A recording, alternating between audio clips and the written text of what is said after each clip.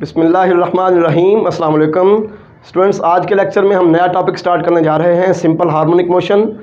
Simple harmonic motion की definition, उसकी equation की डेरिवेशन, एम्पलीट्यूड और टाइम पीरियड आज के लेक्चर में शामिल है। सबसे पहले हम डिफ़ाइन करते हैं सिंपल हार्मोनिक मोशन को।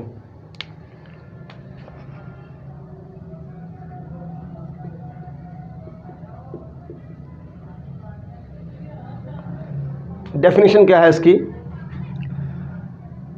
A particle is said to execute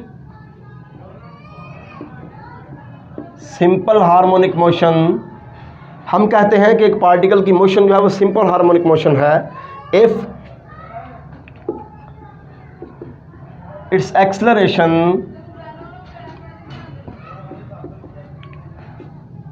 is directed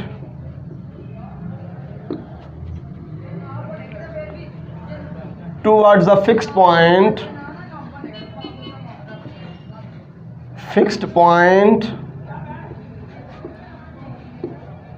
in the line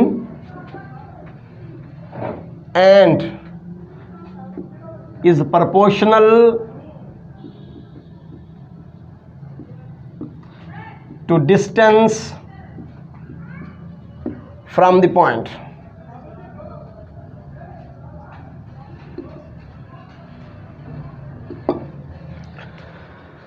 अगर हमारा पार्टिकल जो मूव कर रहा है उसकी एक्सेलरेशन हमेशा उसकी लाइन ऑफ मोशन के ऊपर मौजूद एक ही फिक्स्ड पॉइंट की तरफ हो, उसकी एक्सेलरेशन हमेशा एक ही फिक्स पॉइंट की तरफ डायरेक्टेड हो और एक्सेलरेशन जो है उसी फिक्स्ड पॉइंट से फासले के प्रोपोर्शनल भी हो, तो हम कहते हैं कि हमारी जो मोशन है वो सिंपल हार्मोनिक मोशन है।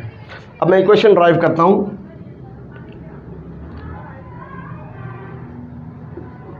Equation of simple harmonic motion. Let a particle is executing simple harmonic motion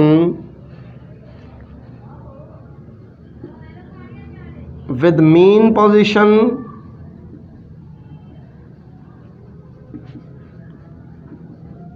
at point O। Suppose करें कि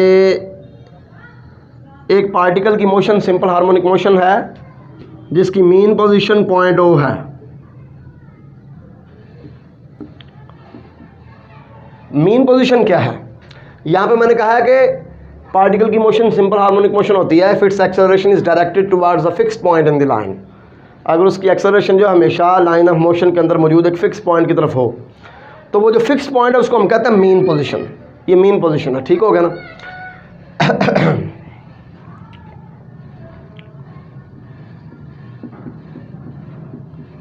एक्सेलरेशन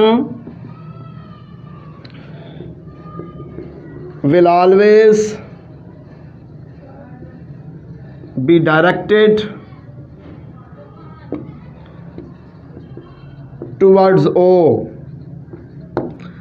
क्योंकि हमने कहा है कि पार्टिकल की जो मोशन है वो सिंपल हार्मोनिक मोशन है, तो लिहाजा उसकी एक्सेलरेशन हमेशा पॉइंट O की तरफ होगी। ठीक है, अगर पार्टिकल यहाँ पे है फिर भी उसकी एक्सेलरेशन पॉइंट O की तरफ होगी, पार्टिकल यहाँ पे है फिर भी acceleration towards the point O होगी। ठीक हो गया? अब एक और बात मैंने कही हुई है, and acceleration is proportional to the distance from the point.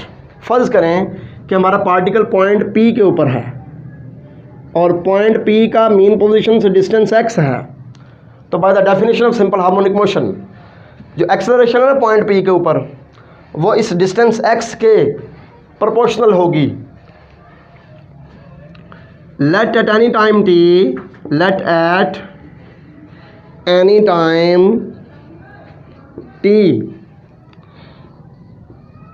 particle is at point P which is at distance x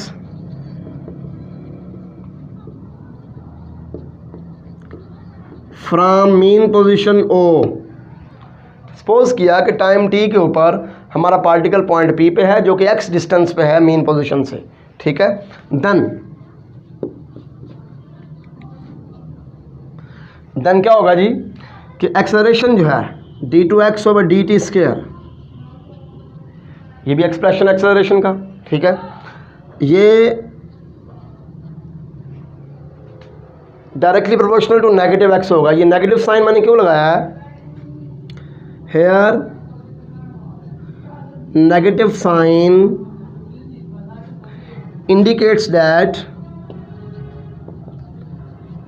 indicates that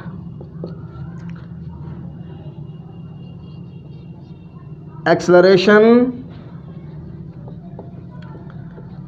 is directed against the direction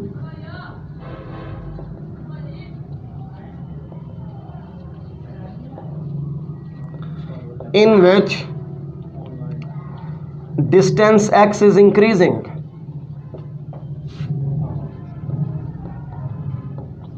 In which distance x is increasing. यहाँ पर negative sign क्यों लगाया? क्योंकि देखें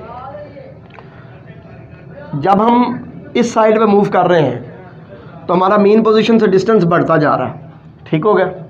जबकि हमारे acceleration की direction किस तरफ है? मेन पोजीशन की तरफ, ठीक हो गया। यानी कि जिस तरफ डिस्टेंस बढ़ता है ना उसके अगेंस्ट, उसके डिफरेंट डायरेक्शन में, अपोजिट डायरेक्शन में हमारी एक्सेलरेशन होती है, ठीक हो गया। तो लिहाजा हमने कहा क्योंकि एक्स के बढ़ने की डायरेक्शन के अपोजिट एक्सेलरेशन की डायरेक्शन है, तो इसलिए मैंने कहा g acceleration is directly proportional to negative of the distance, ठीक हो गया, क्योंकि डायरेक्शन अपोजिट हो गई।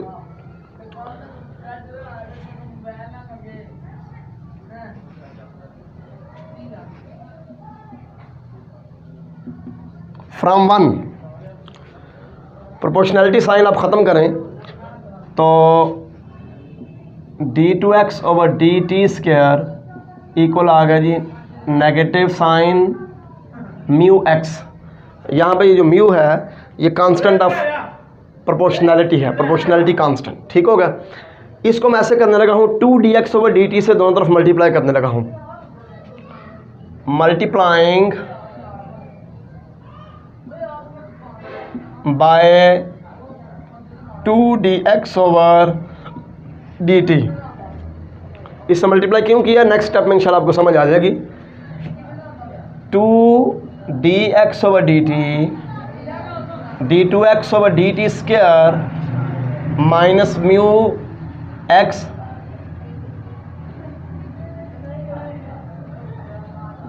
To dx/dt।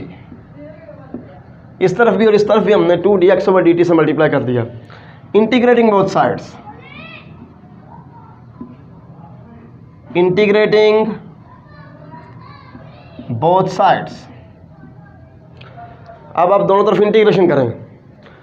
देखें इसका ये डेरिवेटिव मौजूद है, dx/dt का डेरिवेटिव है d2x/dt²। तो लिहाजा जब हम इंटीग्रेशन करेंगे तो ये आ जाएगा जी dx/dt का स्क्वायर हो जाएगा और डिनोमिनेटर में भी 2 आ जाएगा, ठीक हो गया। और इस साइड पे ये -2 म्यू तो कांस्टेंट है, तो x का साथ डेरिवेटिव है dx/dt, तो x का भी स्क्वायर हो जाएगा x²/2 plus constant of integration c, ठीक हो गया। ये 2 भी कैंसिल हो गया और ये 2 भी कैंसिल हो गया, तो dx/dt होल स्क्वायर इक्वल आ गया -μx² प्लस c। इसे अब इक्वेशन 2 कह लें। अब एक चीज़ मैं सपोज करने लगा हूँ कि ये ओ बी का डिस्टेंस भी a है और ओ ए का डिस्टेंस भी a है, ये सपोज कर दिया मैंने, ठीक है। यहाँ मैं लिख देता हूँ let O B is equal to O A is equal to A. Suppose that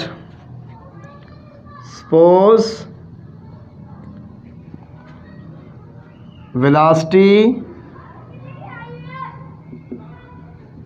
dx/dt is equal to 0 at X. बल्कि ये सपोज नहीं करना, ये होता ही ऐसे है।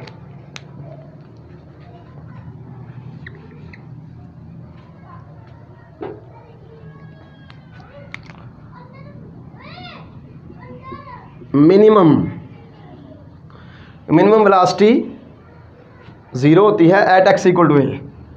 जब हमारा पार्टिकल एक्सट्रीम पोजीशन पे होगा, या यहाँ पे होगा या यहाँ पे होगा, तो उस वक्त उसकी जो वेलोसिटी होगी वो मिनिमम होगी और वो क्या होगी, ज़ीरो। ठीक है, देयरफॉर जब यहाँ पे हम X equal to A put करेंगे minus mu A square plus C आ जाएगा, तो इस तरफ क्या आएगा, D X over D T zero है एक्स इक्वल टू ए पर, D X over D T zero है। ठीक हो गया।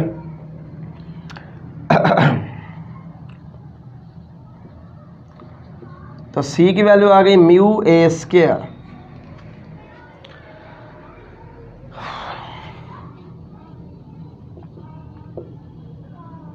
पुट इन टू, सी की value mu A square equation number 2 में पुट करते हैं। यहाँ पे ये चीज़ क्लियर रहे कि हमने एट एक्स इक्वल टू ए, मतलब जब हमारा पार्टिकल एक्सट्रीम पोजीशन पे है, उसका जो मेन पोजीशन से डिस्टेंस है वो ए है, चाहे वो यहाँ पे है फिर भी ए है, चाहे यहाँ पे है फिर भी ए है। तो ऐसी सूरत में हमने कहा कि D X over D T zero, क्योंकि एक्सट्रीम पोजीशन पे हमारे पार्टिकल की वेलोसिटी क्या होगी, ज़ीरो होगी। ठीक हो गया। अब ये सी की वैल्यू म्यू ए स्क्वायर यहाँ पे पुट करते हैं,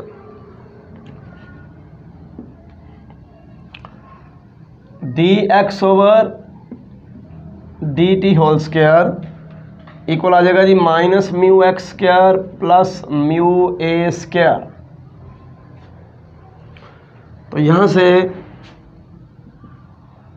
म्यू कॉमन आ जाएगा, A square minus X square, दोनों तरफ स्क्वायर रूट लेंगे तो D X over D T की वैल्यू आ जाएगी plus minus square root of mu under root mu into A square minus X square. ठीक हो गया। ये D X over D T की वैल्यू आ गई।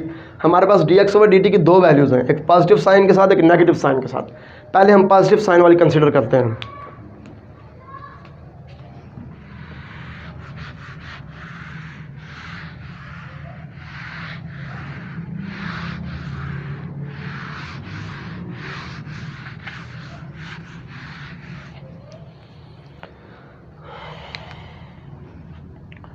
फर्स्ट टेक, पहले आप ये पॉजिटिव साइन वाली वैल्यू लें, D X over D T equal आ जाएगा g positive square root of mu into A square minus X square. Separating the variables 1 over square root of A square minus X square, D X equal आ जाएगा mu under root into D T. Integrating both sides, integrating both sides, integration करें इस side की, ये देखें 1 over square root of A square minus X square, इसकी integration होगी sign inverse X over ए। ठीक है, ये म्यू अंडर रूट तो कांस्टेंट है, तो 1 का इंटीग्रल क्या होगा, टी, क्योंकि विद रिस्पेक्ट टू टी हो रहा है यहाँ पे। ठीक होगा ना। अच्छा, अब यहाँ पे दो केसेस अब लेंगे, इसको कह दें नंबर 3, इक्वेशन नंबर 3 इसको कह दें, और यहाँ पे अब दो केस लें। ठीक है,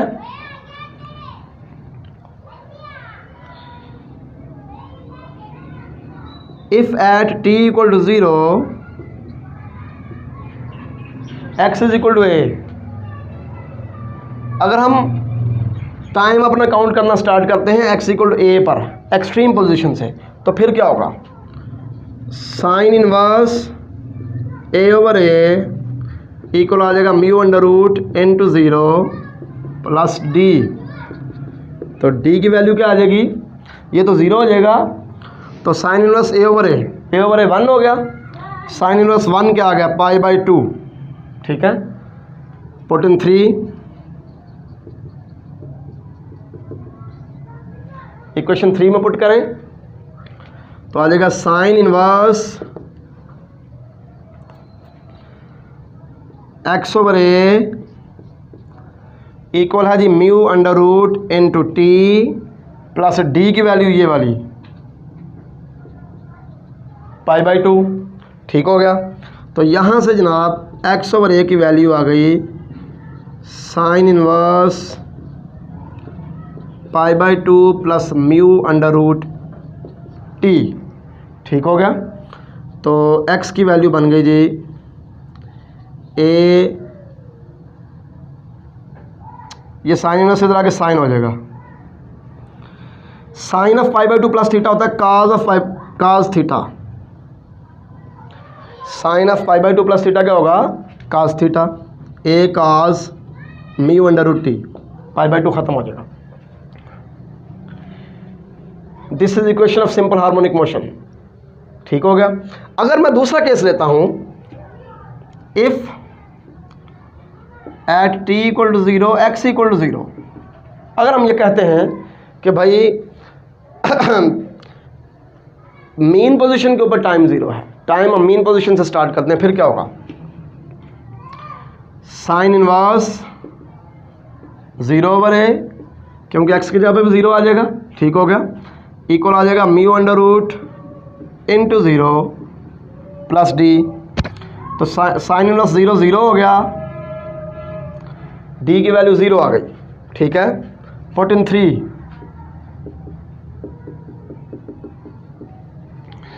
साइन इनवर्स x/a इक्वल आ जाएगा म्यू अंडर रूट टी, क्योंकि डी की वैल्यू 0 पुट कर दी, तो x/a इक्वल आ जाएगा g sine of mu under root T. ठीक हो गया। और यहाँ से x की वैल्यू आ गई a sine mu under root T. These both are equations of simple harmonic motion under different conditions.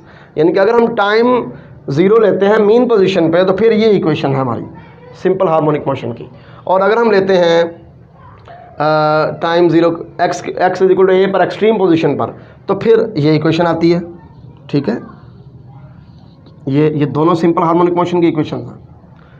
ठीक हो गया।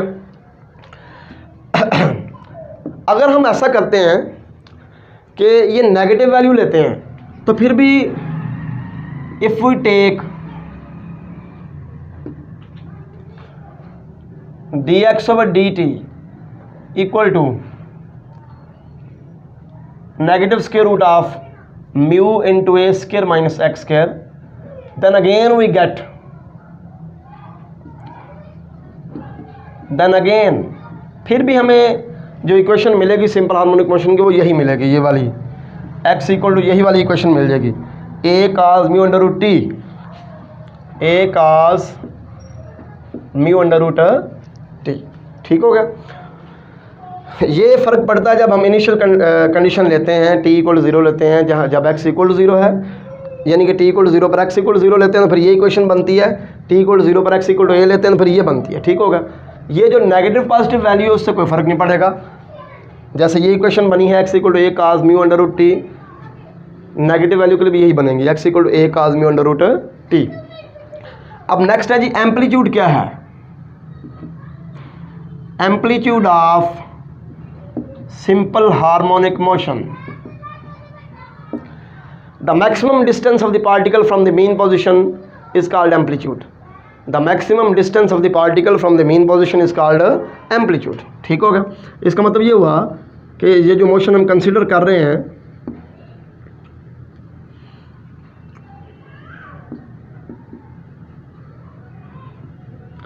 इसमें ये जो डिस्टेंस a लिया हुआ ना, OB के दरमियान या OA के दरमियान, ये एम्पलीट्यूड है। यहाँ पे एम्पलीट्यूड a है। ठीक है। टाइम पीरियड क्या है? Time period of the simple harmonic motion, it is time required to complete one cycle कह लें या वन रेवोल्यूशन कह लें। ठीक हो गया। एक चक्कर। एक चक्कर कैसे है? अगर हम यहाँ से स्टार्ट करते हैं मूव करना, तो यहाँ आके फिर वापस जाएंगे, ये एक चक्कर होगा। ठीक होगा। अगर हम यहाँ से स्टार्ट करते हैं, इधर गए, फिर इधर आए, फिर यहाँ पे पहुँचेगा, तो एक चक्कर होगा। तो एक चक्कर मुकम्मल करने के लिए जो टाइम रिक्वायर्ड होता है उसको हम कहते हैं टाइम पीरियड। ठीक हो गया। अब सिंपल हार्मोनिक मोशन का टाइम पीरियड क्या है उसके बारे में डिस्कस करते हैं। अब देखें, हमारे पास ये इक्वेशन है सिंपल हार्मोनिक मोशन की, x equal to a cos mu under root T. ठीक हो गया। इसमें अगर मैं ये देखता हूँ,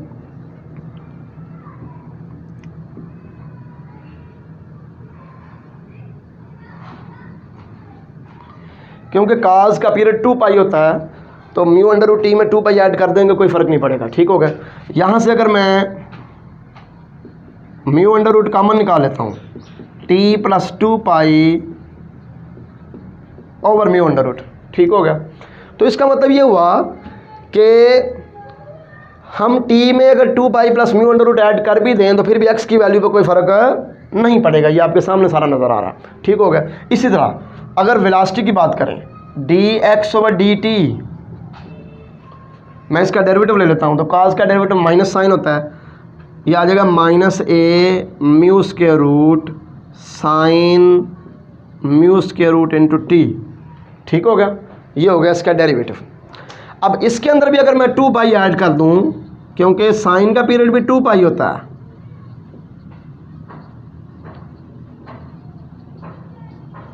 तो कोई फ़र्क नहीं पड़ता।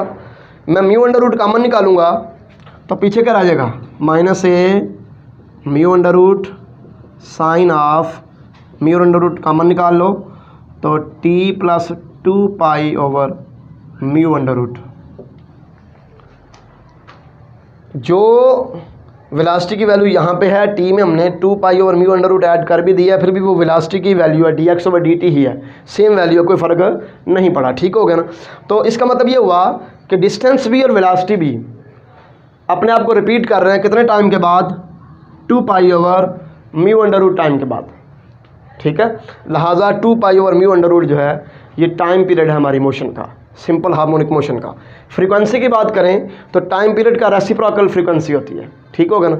ये mu under root over 2 pi frequency, जिसको एफ से ज़ाहिर कर लें। ठीक है। तो ये आ गया जी म्यू अंडर रूट ओवर 2 पाई, ये टाइम पीरियड का उल्टा है। ठीक है ना। तो ये हमारी फ्रीक्वेंसी हो गई, फ्रीक्वेंसी की वैल्यू भी आ गई, टाइम पीरियड का पता चल गया 2 pi over mu under root. ठीक हो गया। इक्वेशंस भी हमने ड्राइव कर ली डिफरेंट केसेस डिस्कस करके। मुझे उम्मीद है कि सिंपल हार्मोनिक मोशन से मुतल्लिक आप क्लियर हो चुके होंगे कि ये चीज़ क्या है। ये असल में ना देखें सारी डिस्कशन अंदाज़ा हो रहा है, ये टू एंड फ्रो मोशन, आगे पीछे, क्योंकि एक्सेलरेशन हमेशा इस तरफ रहनी है। ठीक है। पार्टिकल क्या करेगा, इधर मूव करेगा, इधर जाएगा, इधर आएगा। मीन पोजीशन के about to and fro motion है ये। ठीक है ना। To and fro motion about a point, एक पॉइंट के about to and fro motion. ठीक हो गया जी। मुझे उम्मीद है आपको समझ आ चुकी होगी। अल्लाह हाफिज़, अस्सलाम वालेकुम।